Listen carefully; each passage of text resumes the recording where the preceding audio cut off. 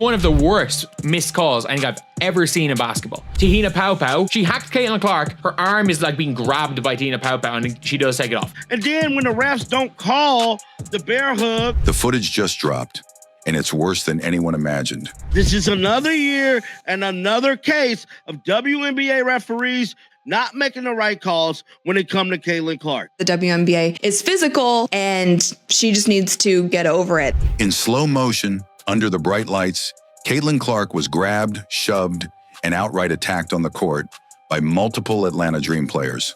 No whistle, no protection, nothing. Body back. Now watch this. Now this is it right here. What was supposed to be a preseason matchup turned into a one-sided war, and Clark was the primary target. But here's what's really disturbing. This is some of the worst refereeing I've ever seen to not call a defensive foul here. Like, this is not just a hand check. This is a double jersey grab. WNBA referees that's making it so damn hard for them to make the right calls at the right moment.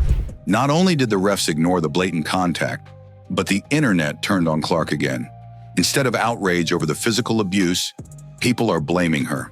This isn't just about a bad foul. It's about a star being isolated, disrespected, and left to fight through it alone. And now the league has no choice but to answer for what the world just witnessed. Let's watch the play here. Deciding to reset things. As you can see, she dribbles over to the wing, pushes off a little bit, and hits that three. Now, if you slow things down and if you actually go frame by frame, you can see that Paopao had two hands on Caitlin. It wasn't just a one-hand hand check. She was kind of grabbing her with two hands. The newly surfaced footage paints a brutal and undeniable picture. Caitlin Clark was deliberately targeted by Atlanta Dream players throughout the game. From the opening minutes, it was clear that this wasn't just about defense. This was personal. The physicality wasn't strategic. It was excessive. Paopao is on her. Paopao grabs her hip. You see here. So Caitlin's trying to blow by Te-Hina Paopao. Like, Te-Hina Paopao is not a good enough defender to play flat like this. Two hands on Caitlin Clark's jersey. Then she goes around the hip. Caitlin shoots from so far back. Oh my God. Multiple clips show Clark being shoved off the ball, hit with hard screens, and pushed to the floor without a single whistle blown. And perhaps the most alarming part, it wasn't just one moment. It happened repeatedly. This happens a lot. There's a lot of times that guards are working the defenders off of them, especially if a defender has a hand on their side, on their jersey, on their arm, anything. You are allowed to kind of swipe and get the defenders off of you. Observers noted that Clark, known for her calm and composed demeanor, remained professional through every hit. She didn't argue with refs. She didn't retaliate. She got back up and kept playing. But as each clip circulates across social media, fans and analysts alike are outraged. The targeting was clear, and the officials' refusal to call it out has become the focal point of the conversation. It's one thing to play tough defense. It's another to weaponize it. It's not an offensive foul, and if it's an offensive foul, the offensive foul comes way after the defensive foul. Even if it wasn't for the hand, I don't think that that's enough of a push-off to call an offensive foul, especially when the defensive player is off balance. What's more shocking is that despite the obvious aggression, Clark continued to carry her team. She moved with purpose, fought through contact, and delivered under pressure like she always does. But even her excellence wasn't enough to hide what was happening. Atlanta wasn't trying to beat her, they were trying to break her, and the league let it happen. The silence from the officiating crew and the absence of any immediate action by the league has fueled a wave of backlash online. Caitlin Clark's statue, in order for them to gain separation, they kind of stick their forearm out there because they're getting bear hugged. The other defensive player won't let them cut across to the lane. Caitlin is past Te-Hina Paopao here. Te-Hina Paopao is stopping her with her arms. Her arms like this on the jersey, stopping her. There is an arm extension. Because she's in such bad defensive position, is already, look at her where her feet is before the contact. She's throwing herself out of the play anyway. Clips have been slowed down, replayed, and analyzed, and there's no denying what everyone can now see for themselves. This wasn't just rough basketball. This was targeted aggression, aimed at the WNBA's most talked about player, and carried out in plain sight. Now the pressure is on the league to answer for it, and fast.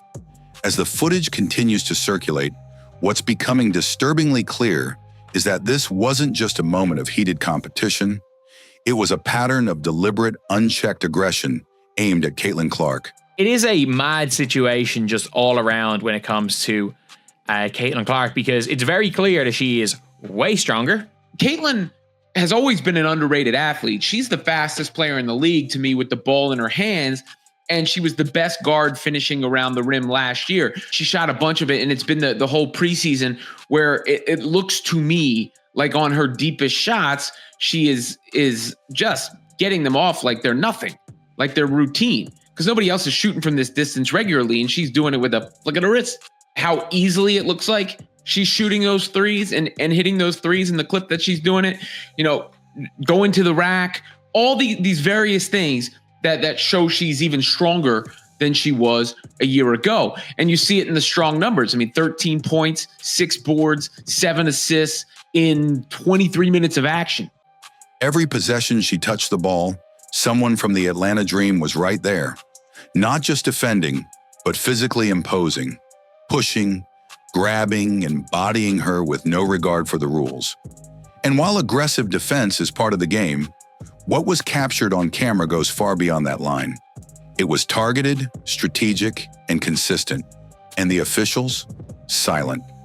The WNBA referees are terrible. The one-sided calls against Caitlin are so obvious and disgusting. They're ruining the game.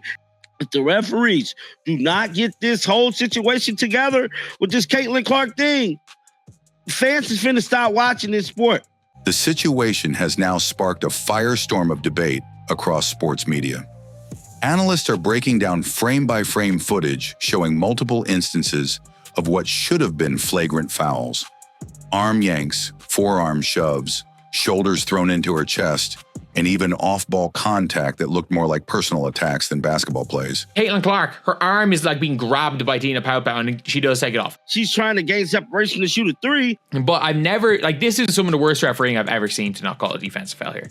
This is a vet move by Paopao. I have to say, this is a vet move by Paopao.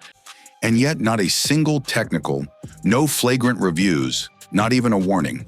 The league's inaction has triggered outrage not just from fans, but from former players and coaches who are speaking out, calling it what it is, a dangerous precedent. What's even more disturbing is the context. Caitlin Clark isn't just a rookie trying to find her footing. She's the most watched, most hyped, and most pressured player the WNBA has seen in years. Caitlin Clark effect seems to be crazier than year one. I love watching her score and just everything about her. She brings in ticket sales, spikes viewership, and has introduced a new audience to the league. She is highly likable. I think that lends itself to her popularity is she comes across as somebody that's really just respectful, likable. There's other players out there that just don't come across that way. And yet she's being treated like a punching bag on the court, while the officials and league leadership look the other way. This is more than a rough game. It's a message, intentional or not, that no matter how talented you are, no matter how much you elevate the sport, if you don't fit in with the old system, you're fair game. Even more disturbing is how the media spin machine has begun to shift the narrative, blaming Caitlin for not adjusting to the physicality or needing to toughen up.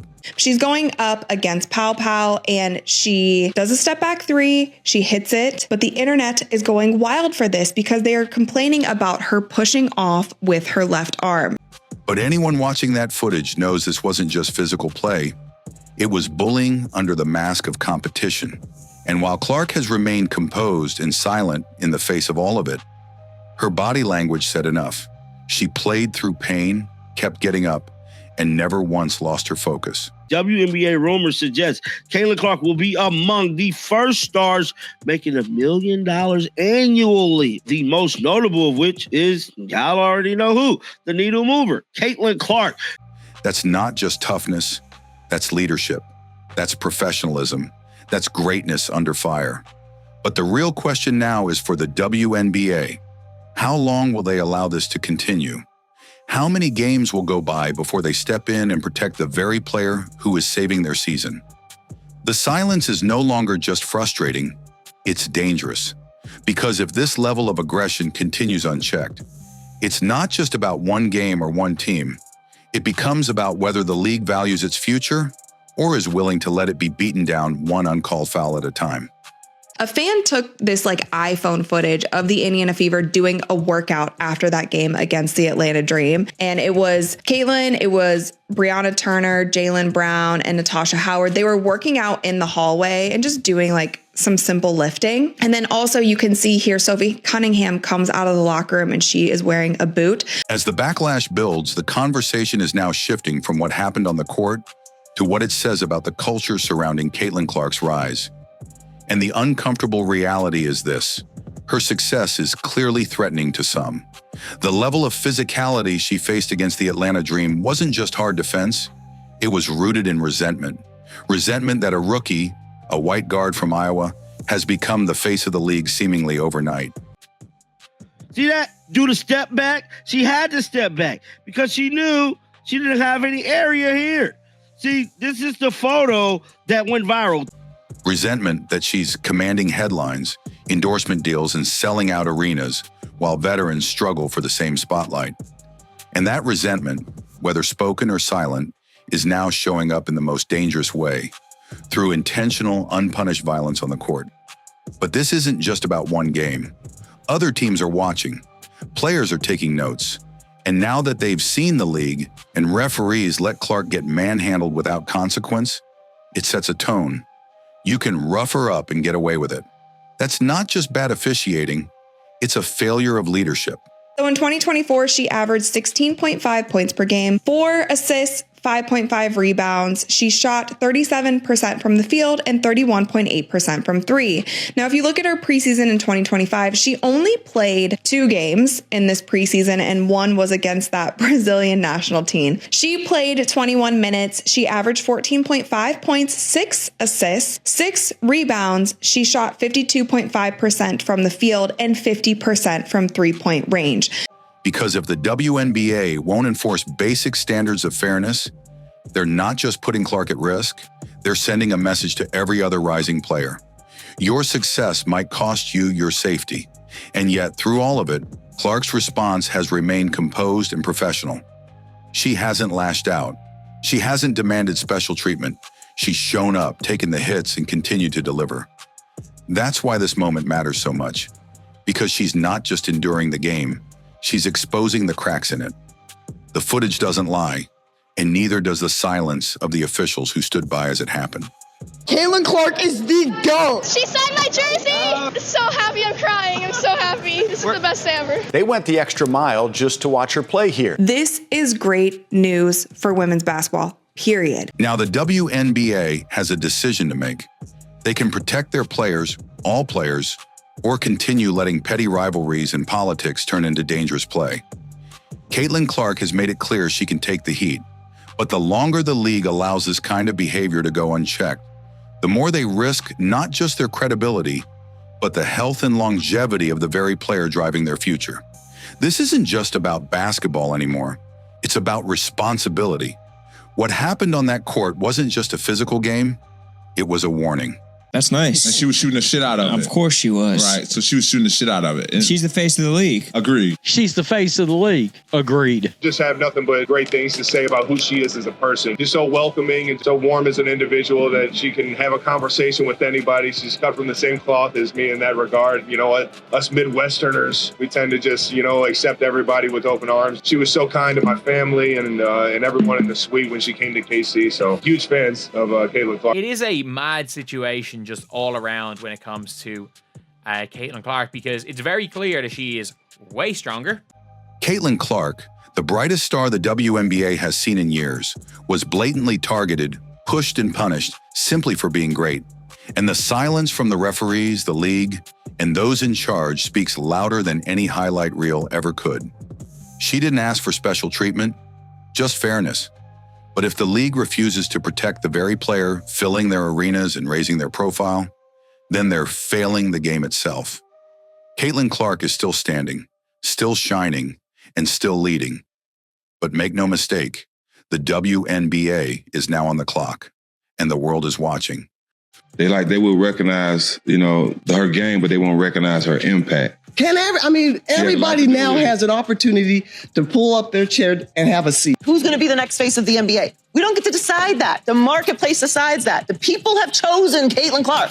It's an intangible thing, right? Yes, we can say she's a dog. Okay, there's been other dogs. Okay, she's a great shooter. There's been other great shooters. She has it. She's got the thing. We can't assign it. There have always been the dominant teams. There's UConn. There is South Carolina. I think that the fact that Caitlin Clark started on a team that did not have mind-blowing talent existing and brought that team to a championship really says something about you as a player. And when you are ranking players, you are ranking them as an individual unit rather than a team. Caitlin Clark is becoming the best player in the entire WNBA, not because she's white, because she's that good. She's having Larry Bird impact. She's been the driving force of the hottest team in the entire league, despite her record turnovers. Why? Because she's that good. She's legit good. She's colorblind good. She's guilt-free good. She's apolitically good. You know, for whatever reason, they decide to get themselves involved, whether it is actually malintent or maybe they just want to get themselves in the headline. A lot of players got the spotlight this season because of Caitlin Clark, not to mention just overall Caitlin Clark brought millions, literally, more eyeballs to the league this season. Pretty exciting. One of the big reasons fans flock to State Farm Arena is, of course, the Caitlin Clark effect. The best player in America, the best shooter in America. Watch her play. She plays at a high level. She's going to break records nonstop for the next couple years. She's the only one capable of taking nothing and making it something. The WNBA was nothing before Caitlin Clark.